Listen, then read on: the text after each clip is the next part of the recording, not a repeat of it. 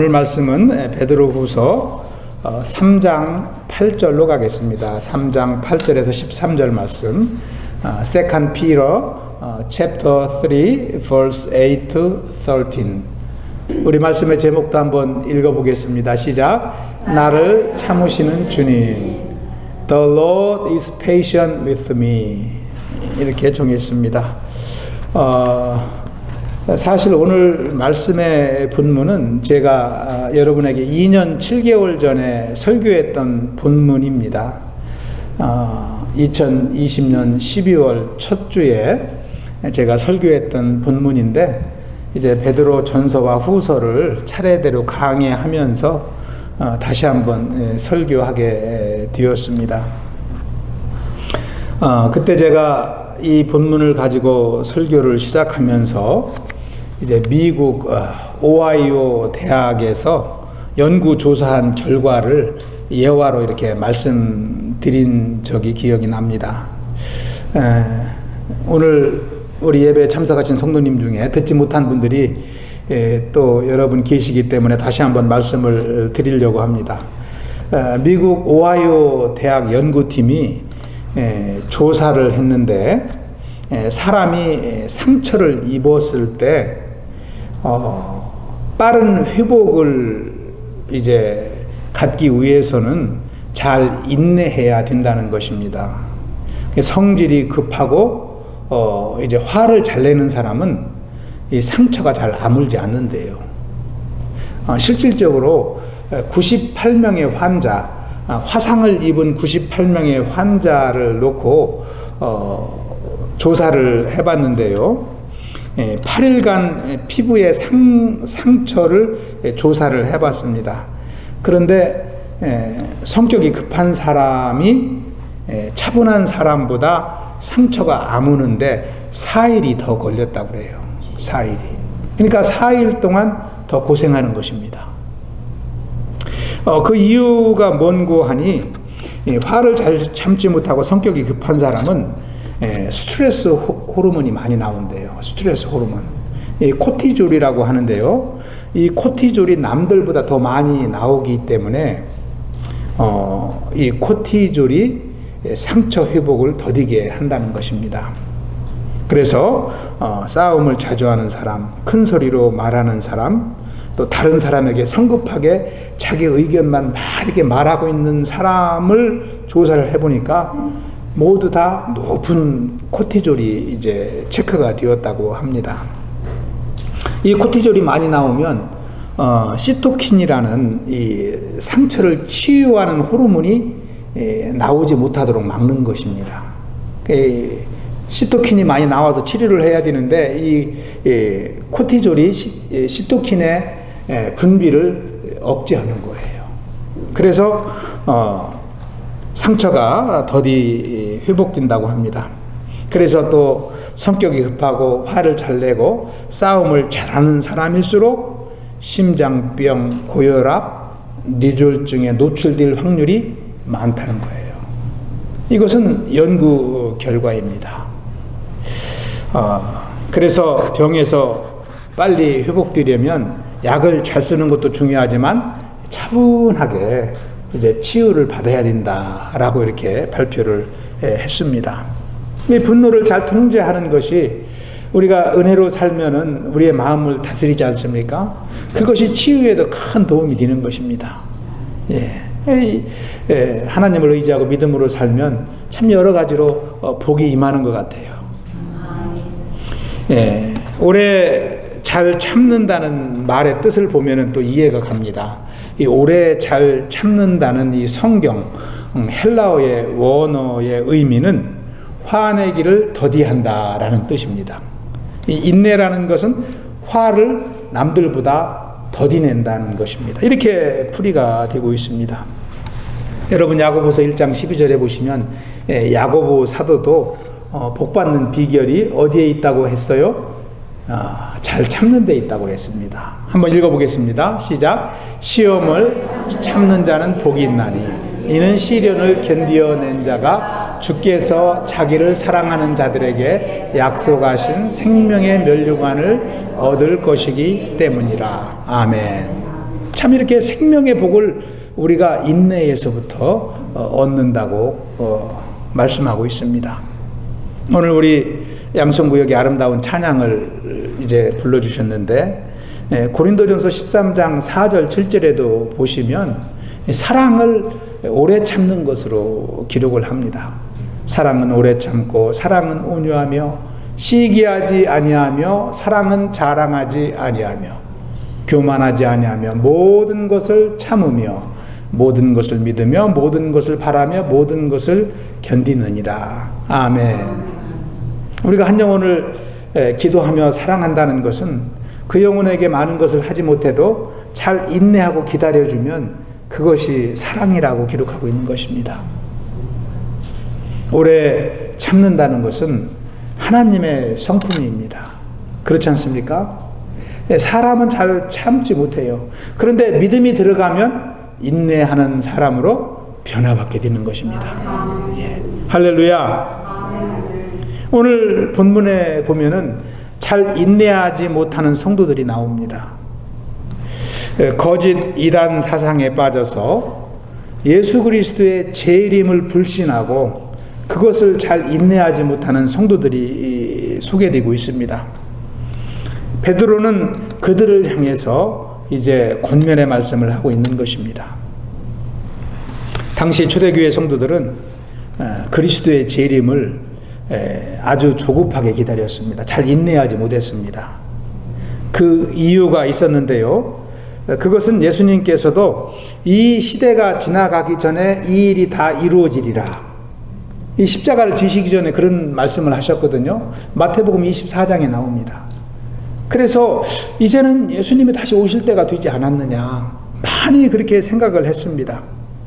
그리고 땅끝까지 복음이 전파되면 내가 다시 오겠다고 하신 주님을 생각하고 어느 정도 복음이 전파되었기 때문에 땅끝까지 복음이 전파된 것으로 그 당시 사람들은 생각을 했습니다. 그래서 주님이 오실 때를 더 초조하게 기다렸던 것입니다.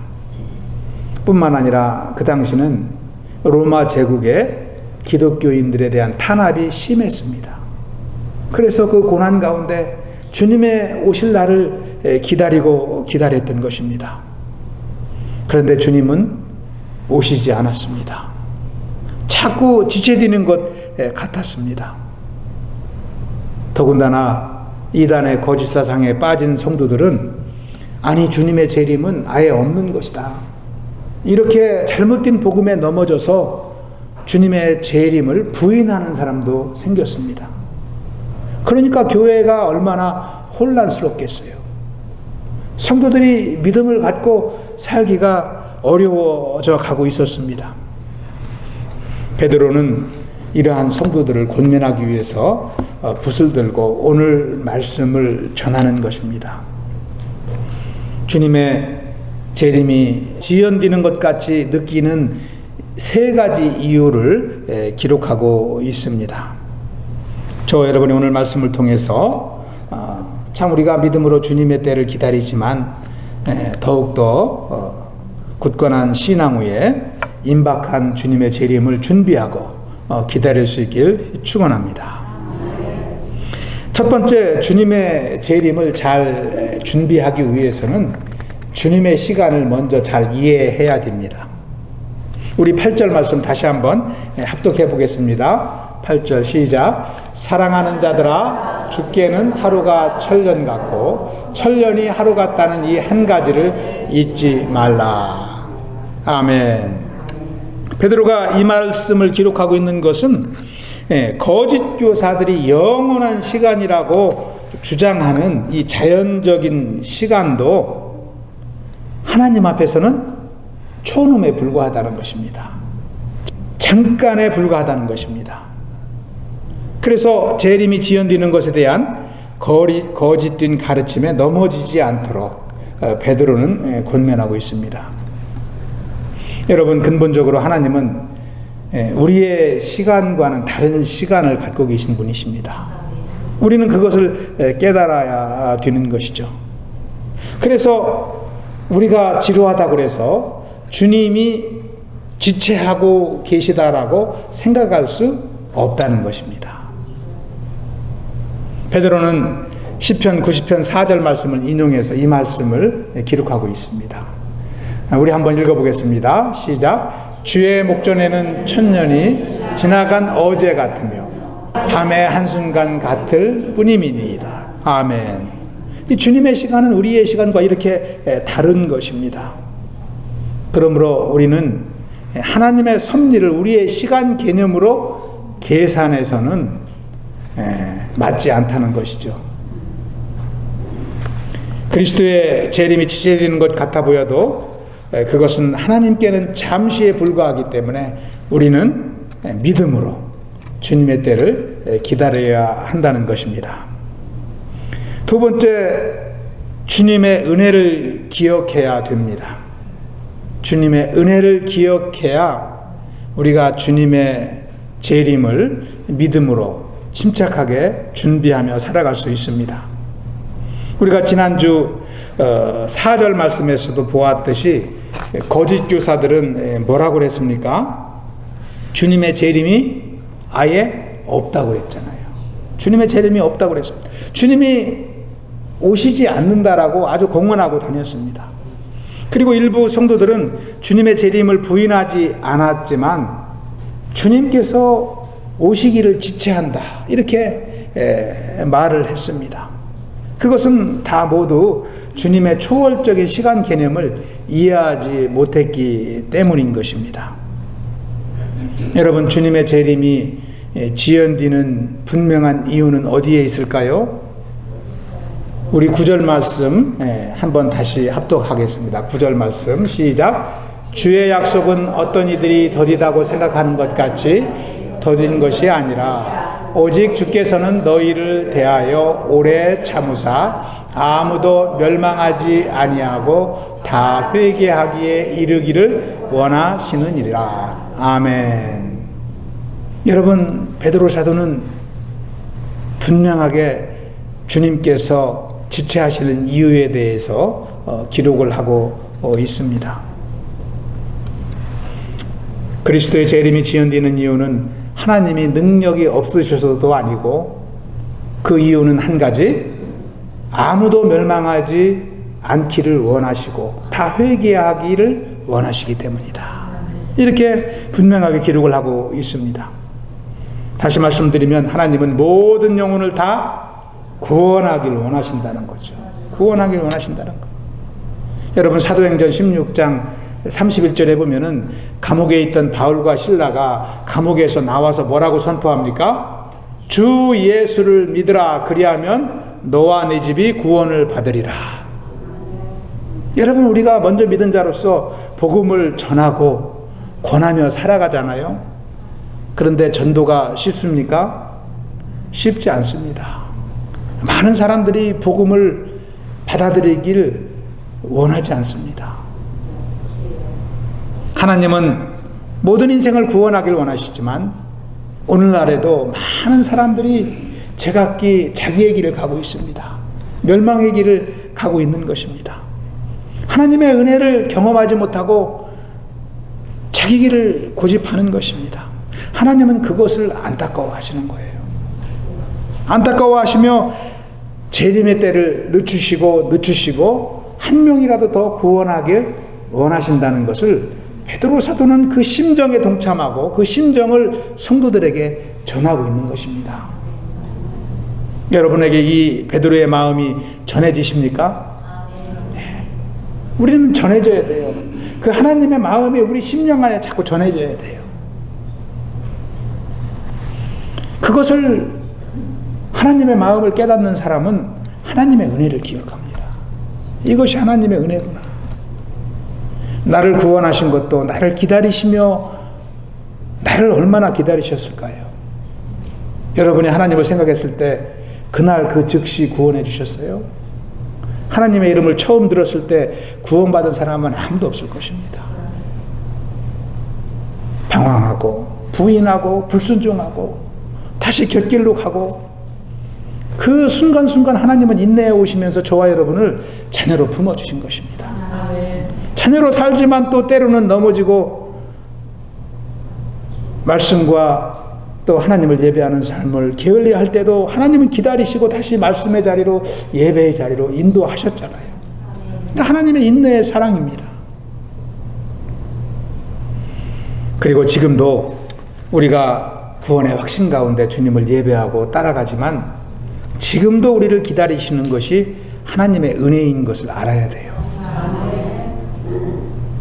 여러분 하나님을 예배하고 계시지만 여러분 모두가 하나님 앞에 지금 당장 정결한 신부로 설 자신이 있습니까? 하나님의 정결한 흠없는 신부로 하나님 앞에 나아갈 수 있는 사람이 있습니까? 하나님은 지금도 우리를 기다리시는 거예요. 우리의 모든 허물과 죄악을 주님 앞에 내려놓기를 원하고 기다리시는 거예요. 그것은 저와 여러분을 아름다운 주님의 신부로 세우기 위함입니다. 정결한 신부로. 이것이 얼마나 큰 은혜일까요? 저는 자신 없습니다. 아직도 주님 앞에 고백해야 할 게 많고 또 주님이 주신 사명이 남아있기 때문입니다. 여러분이 기도하는 가족이나 친구나 이웃의 영혼들 다 주님 앞에 섰습니까?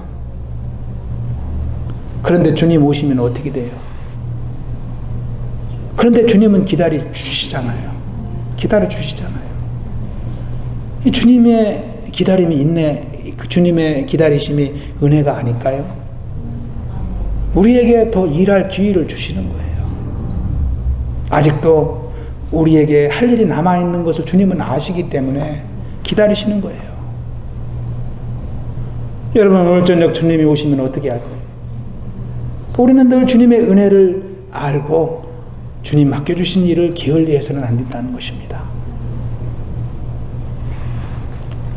저와 여러분이 남은 인생 이렇게 생각해 보면 하루하루가 얼마나 중요한지 모릅니다. 하루하루가 나를 더 정결하게 닮기를 원하시는 주님, 나에게 맡겨주신 사명을 위해서 지금도 하루 더 기다려주시는 주님, 이것을 생각하면 우리가 참 취침할 때마다 주님께 감사하며 내일도 맞게 해주십시오 이런 기도를 드리지 않을 수가 없는 것입니다.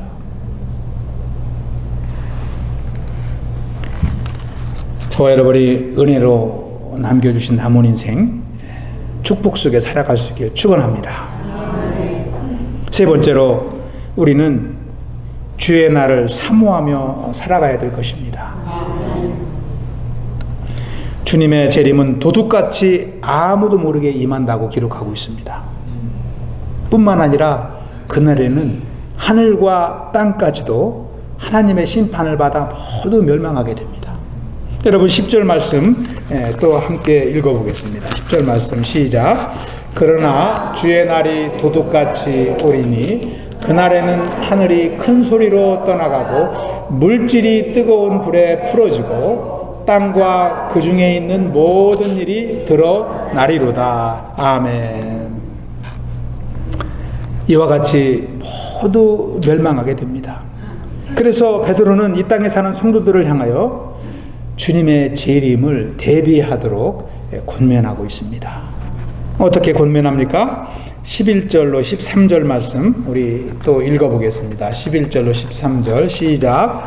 이 모든 것이 이렇게 풀어지리니 너희가 어떠한 사람이 되어야 마땅하냐. 거룩한 행실과 경건함으로 하나님의 날이 임하기를 바라보고 간절히 사모하라. 그날에 하늘이 불에 타서 풀어지고 물질이 뜨거운 불에 녹아지려니와 우리는 그의 약속대로 의가 있는 곳인 새 하늘과 새 땅을 바라보도다. 아멘.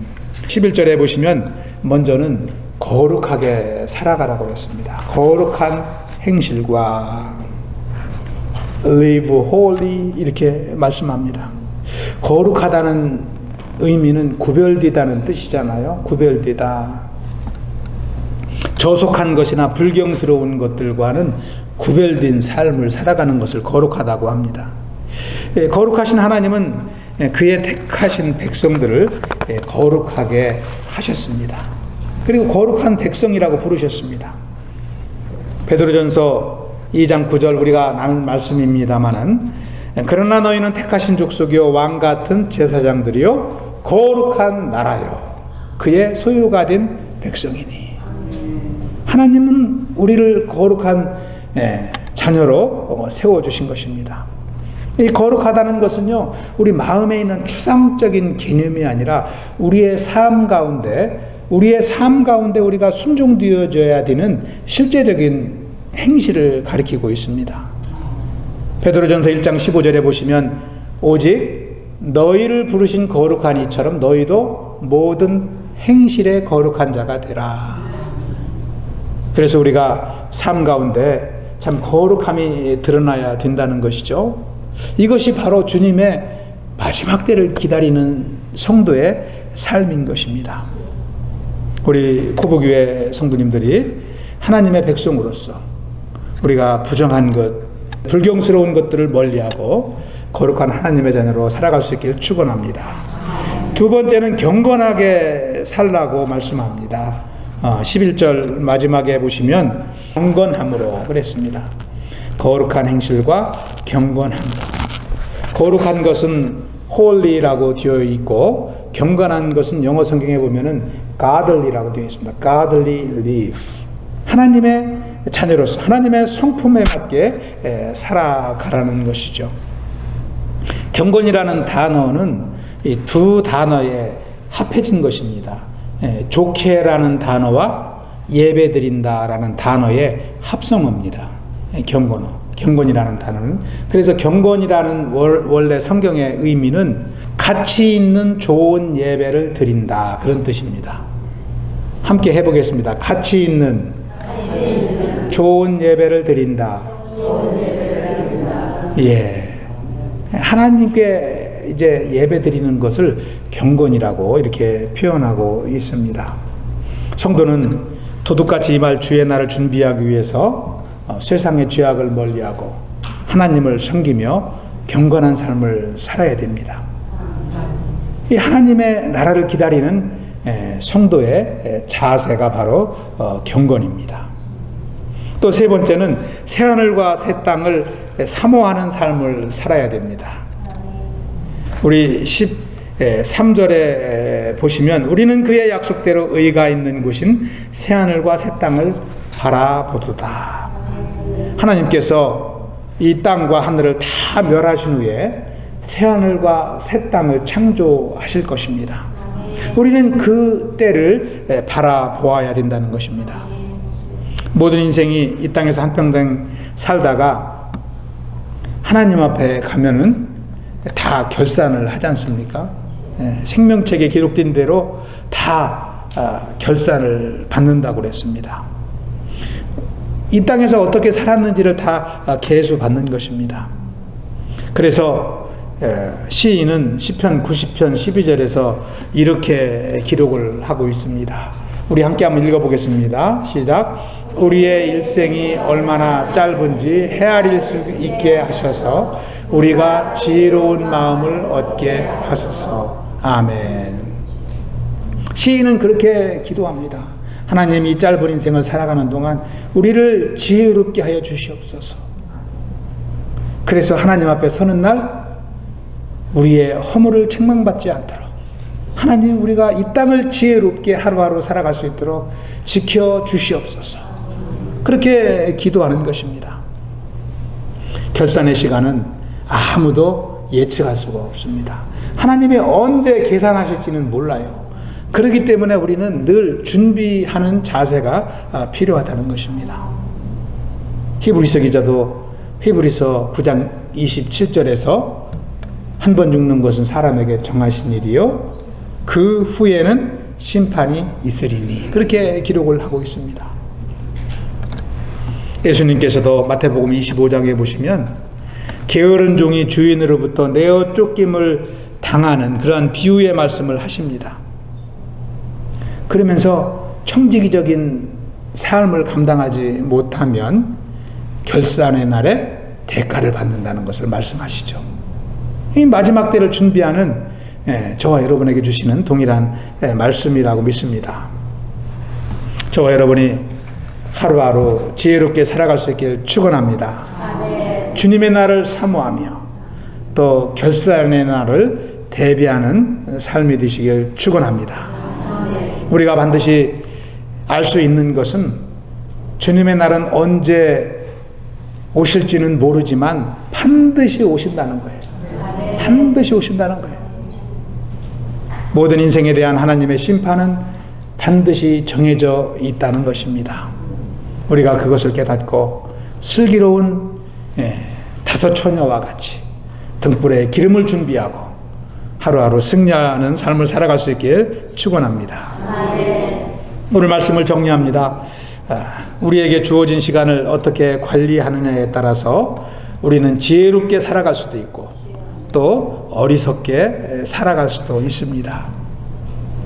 하나님은 성도들에게 주어진 시간을 아끼고 하나님의 뜻에 살아감으로 지혜롭게 또 의롭게 살기를 원하십니다. 그것이 저와 여러분을 향한 하나님의 마음이십니다. 여러분, 사도 바울은 에베소서 5장 16절에서 뭐라고 그랬습니까? 우리 이 말씀 다 잘 아시잖아요. 세월을 아끼라 때가 악하니라. 세월을 아끼라 때가 악하니라. 마지막 때를 잘 준비하라는 권면의 말씀입니다. 이 말씀을요, 영어 성경으로 보면은 참 더 의미가 심장합니다. 세월을 아끼라는 말씀을 making the most of every opportunity 이렇게 기록하고 있어요. making the most of every opportunity. making the most, 이 무슨 말씀입니까? the most 하면은 최상급이잖아요. 가장 좋은 그런 뜻이잖아요. making, 가장 좋은 때를 만들라는 거예요. of every moment. 매 순간마다 최고의 삶을 살라고 이렇게 말해요. 세월을 아끼는 것이 바로 매 순간 최고의 삶을 사는 것이다. 이 바울은 그렇게 기록을 하고 있습니다. 왜요? Because the days are evil. 때가 악하기 때문에. 우리 초대교회 때도 얼마나 성도들을 거짓 교사들이 유혹했습니까? 그 주님의 때를 기다리지 못하도록 초조하게 만들고 이렇게 자꾸 왜곡된 복음으로 넘어뜨리려고. 오늘날도 마찬가지입니다. 우리가 믿음의 중심을 지키지 못하면 세상은 우리를 넘어뜨리려고 공격하고 있는 것입니다. 저와 여러분이 날마다 승리의 삶을 살아갈 수 있길 기도합니다. 또 한 영혼이라도 구원하길 원하시는 하나님을 생각한다면 우리가 하루하루 우리의 삶에 기회를 주시는 하나님께 감사하며 살 수가 있어요. 주님, 제가 주님을 배울 때까지 제가 기도하는 모든 심령들 함께 주님 앞에 설 수 있도록 축복하여 주시옵소서. 저에게 맡겨주신 사명 감당할 수 있도록 인도하여 주시옵소서. 우리 교회에 주어진 사명, 우리 믿음의 공동체가 감당할 수 있도록 이 지역을 섬기고 영혼들을 섬기며 함께 주님 앞에 설 수 있도록 우리에게 기회를 주시고 믿음을 주시고 능력을 베풀어 주시옵소서. 우리가 그렇게 기도하며 나아갈 때 하나님은 우리를 쓰시고 축복하시고 또 승리의 삶을 살게 하실 줄로 믿습니다. 아멘. 할렐루야. 아멘. 우리 한번 해보겠습니다. 지혜롭게 주님의 때를 준비합시다. 지혜롭게 주님의 때를 준비합시다. 아멘. 기도하겠습니다. 할렐루야. 아버지 하나님 감사합니다. 주님께서 참 오늘도 말씀을 통하여 우리를 교훈하시고 또 믿음을 예비시켜 주시니 감사를 드립니다. 날마다 생명 주신 주님을 의지하며 또 주님의 날을 소망하며 살아갈 수 있도록 인도하여 주시옵소서. 우리에게 영적인 분별력을 허락하여 주시고 또 말씀의 지혜를 갑절로 허락하여 주시옵소서. 그리하여 이 땅을 살아가는 동안 넘어지지 않게 하시고 또 주님과 동행하며 말씀을 의지하며 믿음으로 승리하는 삶을 살아갈 수 있도록 축복하여 주시옵소서. 감사하오며 예수님 이름으로 기도하옵나이다. 아멘.